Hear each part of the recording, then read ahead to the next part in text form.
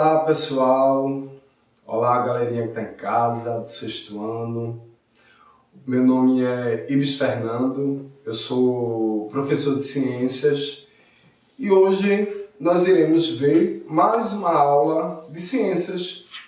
Iremos falar sobre o nosso planeta, sobre o planeta Terra, sobre sua característica, sobre seus movimentos.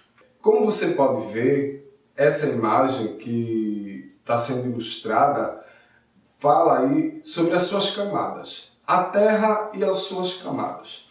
Quando se fala da Terra e suas camadas, ela vai ser dividida. Ela vai ser dividida em quê? Ela vai ser dividida em crosta terrestre, manto e núcleo. E cada uma vai ter ali a sua especificidade. Quando se fala da Terra e de suas camadas, vamos começar primeiro falando aí sobre a crosta terrestre.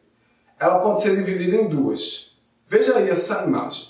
Nessa imagem a gente tem a crosta continental, que é justamente aquela que se encontra nos continentes, e a gente tem aquela crosta que é a oceânica, que está ali no oceano abaixo, né, das águas do mar. Se falando da crosta terrestre, ela vai ser uma camada mais externa, né? E assim, por ser uma camada mais externa, ela é a mais fina, né?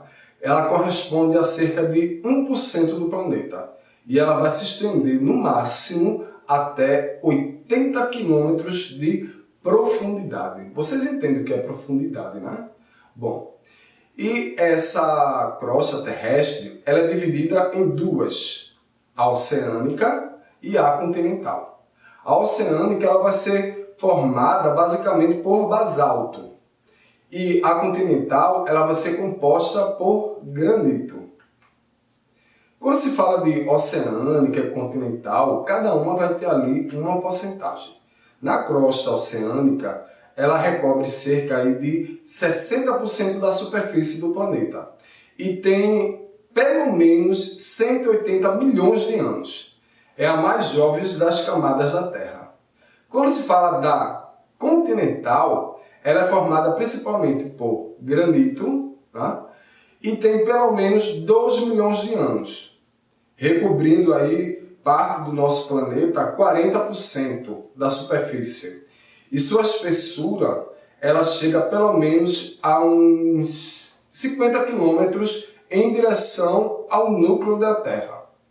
A crosta continental ela corresponde a 40%, já que a oceânica ela vai corresponder a 60%, a continental ela corresponde a 40% da massa terrestre e permanece em expansão, além, né, do granito, que é composta por quartzo e urânio, calcário, potássio.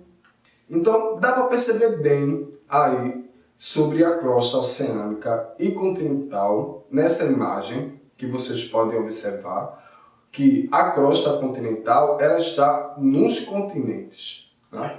E ela tem um espaço muito maior. Como eu disse para vocês, ela corresponde a 60%. Já a oceânica, que tem a plataforma continental, tem o talude, tem a planície abissal, tem a questão da dorsal, ela já vai corresponder já a uns 40%. A placa oceânica, né, ela vai ser formada aí por sedimentos. Esses sedimentos vão ser formados por rochas. Quando se fala da nossa Terra, né, toda vez se fala das principais camadas.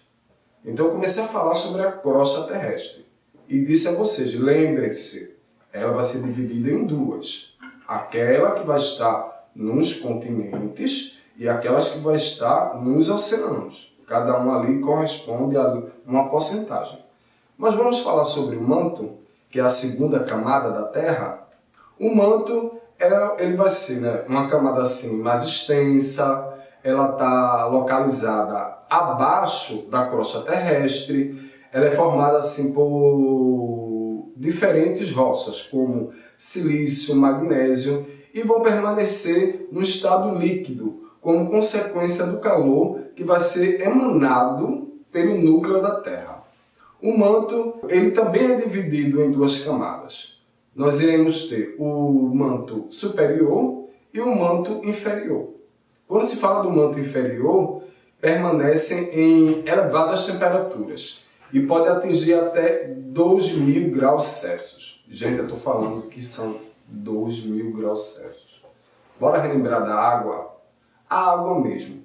O ponto dela de ebulição, quando a água está ali fervendo, ela chega a 100 graus Celsius. Quando se trata do manto, veja só que de 100 graus Celsius, a gente vai para 2.000 graus Celsius. Então é muito quente. E ela pode chegar até 3.000 quilômetros de profundidade. Quando eu estou falando de profundidade, a gente vai descendo, descendo, descendo, descendo, descendo. Isso a partir da litosfera. Quando se fala da litosfera, a gente está falando que ela vai ser formada, lógico, pela crosta terrestre e o manto superior, que tem pelo menos aí uns 70 quilômetros de espessura. Logo, né, abaixo dos continentes. E quase 10 quilômetros na parte abaixo dos oceanos. Ela é dividida em grandes porções, que são denominadas placas tectônicas. Já ouviram falar de placas tectônicas alguma vez? Não, né? Placas tectônicas, tanto a gente que é professor de ciências, como professor de geografia, a gente sempre fala dessas placas tectônicas devido ao calor que se tem do manto. Mas aí, mais na frente, eu posso falar um pouquinho mais sobre essas placas tectônicas. Essas placas tectônicas, elas vão mover lentamente sobre o manto terrestre. E quando ela move lentamente sobre o manto terrestre, ela vai modificando com a estrutura da Terra. Ou seja, ela vai afastando os continentes ou juntando os continentes. Por que eu estou falando isso para vocês? No início da formação da Terra, o continente ele era apenas um.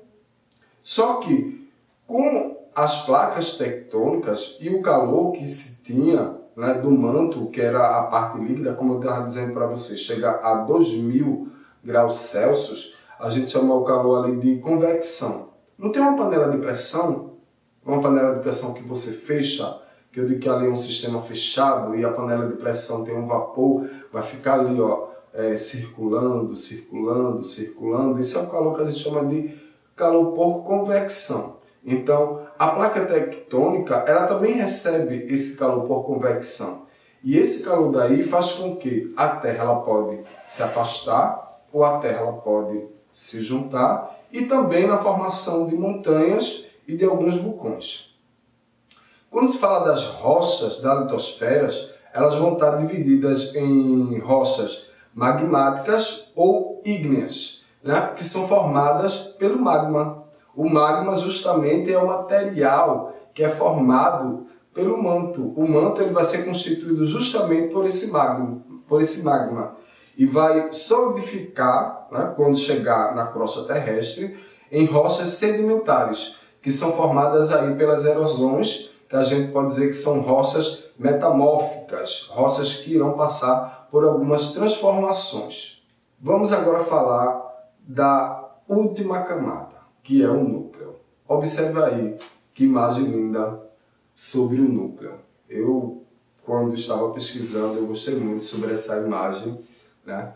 E observei que quando se fala das camadas, a crosta terrestre ela pode estar ali, ó, solidificada. Quando se vai se falar do manto, tem o manto inferior, o manto superior que é dividido, mas por causa do calor você vai encontrar, né, em forma de magma e líquido, né? E o núcleo não. O núcleo ele vai estar sólido. E engraçado que o núcleo ele é muito mais quente do que o magma, que é a parte que é constituída pelo manto. Ele pode chegar até a temperatura do Sol.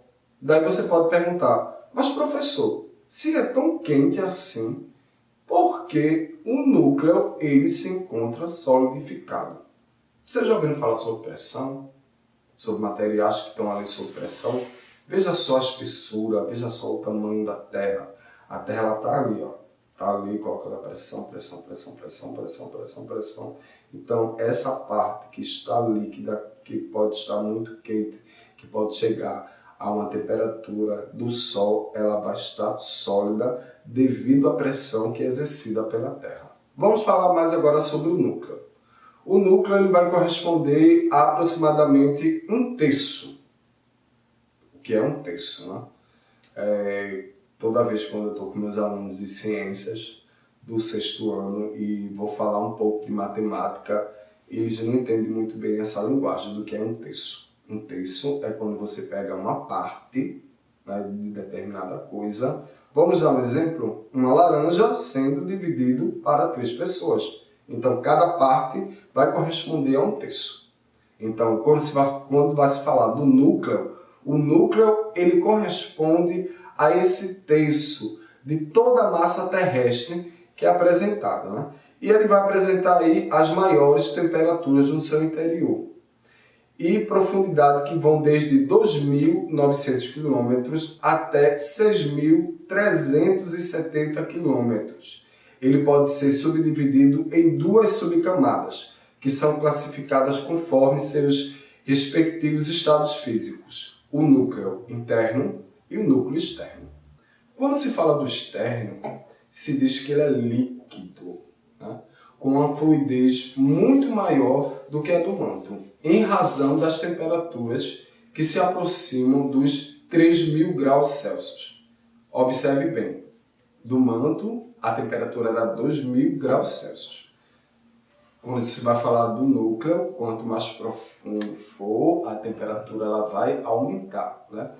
E sua extensão ela vai de 2.900 km até os 5.150 km, isso se falando do núcleo externo. Mas quando se trata do núcleo interno, por outro lado, ele não é líquido, ele é sólido, né? E com temperaturas iguais ou semelhantes que é encontradas na superfície do Sol, na ordem dos 5.000 graus Celsius. Nossa! Quer dizer que do manto era 2.000, do núcleo externo já era 3.000 e agora quando se vai falar do núcleo interno, a temperatura ainda é muito maior. Vejam que a profundidade aumentou, eu não estou mais falando agora do externo, eu estou falando do interno. Então no interno a temperatura é 5.000 graus Celsius.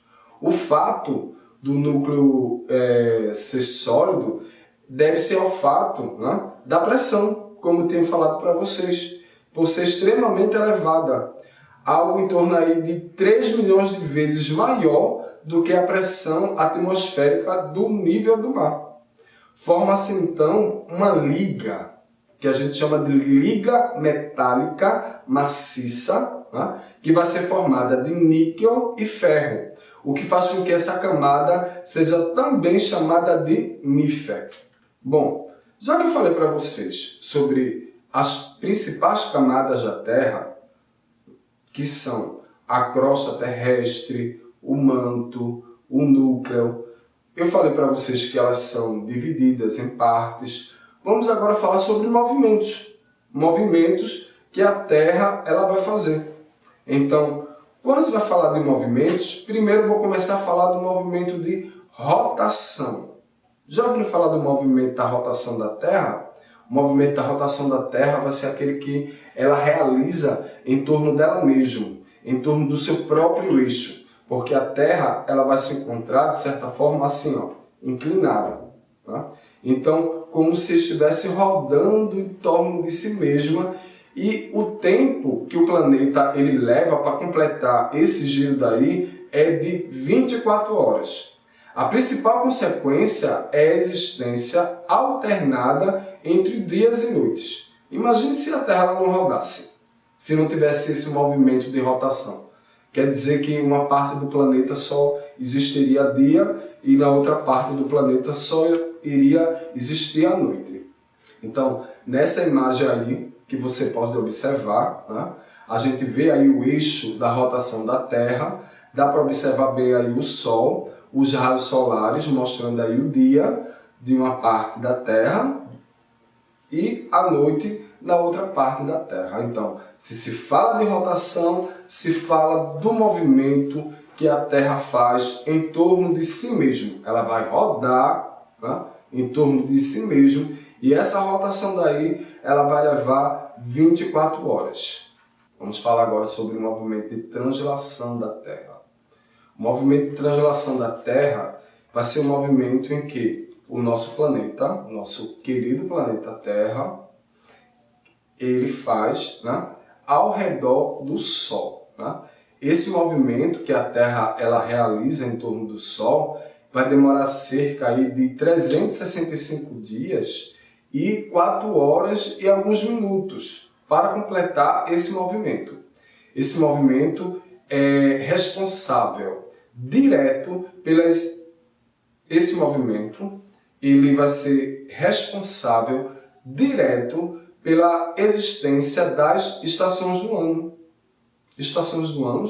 Que estações do ano são essas? Verão, primavera, outono. Né? Então, como o eixo de inclinação do nosso planeta é de 23 graus e 27 minutos, há períodos em que os dias são maiores que as noites. Por exemplo, os solstícios de verão, que são períodos em que as noites são maiores que os dias. E os solstícios de inverno vão ser períodos em que eles possuem a mesma duração. Equinócios de primavera e de outono. Então, bora observar essa imagem? Essa imagem aí da Terra fazendo um movimento de translação. Observe aí que a gente começa a ver as fases, né? Outono, verão, inverno, primavera. Aí daí você vai ter o equinócio de primavera. Vai começar quando? Em 21 de março. O solstício de verão. Quando é que se começa? Em 21 de junho. Observe a posição da Terra. Né? O outono, que é o equinócio de outono, ele começa no dia 23 de setembro e o solstício de inverno vai começar em 21 de dezembro. Então, de acordo com o movimento de translação, né, onde o nosso planeta ele vai estar localizado, e isso também de acordo com a incidência dos raios solares, é que a Terra ela vai ser dividida nessas fases. Primavera, verão, outono, inverno, e tudo isso tem a ver com a questão da temperatura. Se vai falar das estações do ano, bora falar das estações do Brasil. Para que a gente tem que falar das estações das outras regiões? Porque quando a gente vai se falar do nosso planeta, a gente tem região que é temperada, região subtropical, vem lá o pessoal da Europa, que você pode observar nas árvores que as folhas, elas realmente, todas as folhas, elas vão cair de acordo com as estações do ano. E como nós estamos aqui em Pernambuco, você já conseguiu observar alguma árvore sem nenhuma folha? Acredito que não. Isso daí se dá também por causa da incidência solar. Então vamos começar a falar sobre o outono. O outono, ele sucede o verão e ele vai anteceder o inverno. Ele se caracteriza pela temperatura menor, pela temperatura amena, é um tempo mais fresco, vai existir ali a queda das folhas das árvores e, inicialmente, os dias e as noites, eles possuem a mesma duração. Porém, com o tempo, os dias eles vão se tornando mais curtos em relação à noite. Além disso, a temperatura vai caindo, marcando aí a chegada do inverno. Quando começa o outono, em 20 de março. E quando é que ele vai acabar? Em 21 de julho. O inverno vai ser uma época mais fria do ano. Quando a temperatura elas são baixas e com presença de neve, lógico que em algumas localidades, porque aqui em Pernambuco você não vai ver neve, ele antecede a primavera e vai suceder o outono. Nesse período, as noites elas são mais longas do que os dias e os animais eles ficam mais ociosos. Alguns chegam até a hibernar. Quando começa o inverno ele vai começar aí em 21 de junho e vai acabar por volta do dia 23 de setembro. Falando e continuando das estações do Brasil, vamos agora falar da primavera. A primavera, ela sucede o inverno e antecede o verão. Nesse período, as temperaturas elas voltam a ficar amenas. As flores irão florescer, os dias e as noites eles vão ter a mesma duração e aos poucos os dias vão se tornando mais longos e as temperaturas vão aumentando, indicando aí a chegada do verão. A primavera ela vai começar no dia 23 de setembro e ela vai acabar por volta de 22 de dezembro. O verão, né, ele vai suceder a primavera e anteceder o outono. É um período que vai ser marcado pelas altas temperaturas e é lógico, os dias eles vão ser mais longos. O calor ele resulta em uma evaporação mais rápida da água que está acumulada nos solos, resultando, lógico, em chuvas constantes, tá? E no nosso verão ele vai começar no dia 21 de dezembro e terminar no dia 20 de março. Bora agora para alguns exercícios? Resolver? Porque do que adianta a gente só falar sobre o assunto, discutir, falar sobre as camadas da Terra, falar sobre as estações, se a gente não exercita? Então, eu vou dar um tempinho para você, vou ler aqui a questão e dar um tempinho para você responder. Veja só essa questão. Então, nesse primeiro, eu quero que você assinale a alternativa que indica o movimento da Terra que é realizado de forma inclinada e que completa uma volta ao redor do eixo da sua elíptica. Na letra A é a precessão, na letra B, rotação, na letra C, translação e na letra D, nutação. E aí, qual será a resposta correta? Dá para dar uma filadinha aí no celular de vocês e lá no Google, que quando eu estou em sala de aula, eu sempre vejo meus alunos com o celular, quando eles não sabem a resposta, e eles vão fazer a pesquisa. E o celular é uma ferramenta de aprendizagem também. Se você não sabe, a gente auxilia. Então, qual será a resposta correta? Se está falando do eixo ao redor e de uma volta, de um movimento que é realizado de forma elíptica, nós estamos falando aí da rotação, que é a letra B. Então, pessoal, bora resolver outra questão? Nada de ficar desatento, nada de pegar o celular, ir lá para o WhatsApp, Instagram. Então, vamos lá. A Terra, ela vai ser como uma cebola. Ela é dividida em várias camadas. E entre essas diferentes formas que compõem a estrutura interna do nosso planeta, quais delas podem, né, ser consideradas sólidas? Vejam que nosso planeta Terra vai ser dividido em três principais camadas: crosta terrestre, manto e núcleo. Então, eu quero saber o que é que pode ser considerado sólido.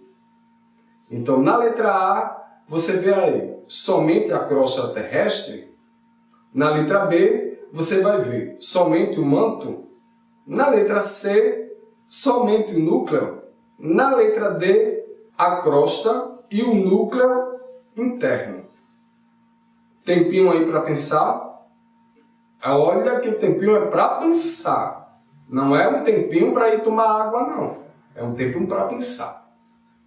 Quais dessas partes aí, dessas alternativas, vai se encontrar no estado sólido? Conseguiram pensar? Então, eu dei várias dicas assim, né? Durante a aula. Disse para vocês que devido à pressão, o núcleo interno, né, ele vai se encontrar na forma sólida. E falei também sobre a crosta terrestre, que também vai se encontrar na forma sólida. Então, a alternativa correta é a letra D, a crosta e o núcleo interno. Vejam que a questão ela não é difícil, ela é fácil. Basta apenas você estar atento. Bom, terminamos aí mais uma aula do 6º ano, onde a gente acabou de ver algumas características que são importantes para o nosso cotidiano. Características, né, da divisão da Terra, das camadas da Terra, dos movimentos da Terra, das estações que nós passamos, a estação de primavera, de outono, de verão, que são tão boas e prazerosas de se viver. E por hoje eu me despeço de vocês. Um grande abraço, um grande beijo e por hoje é só, gente.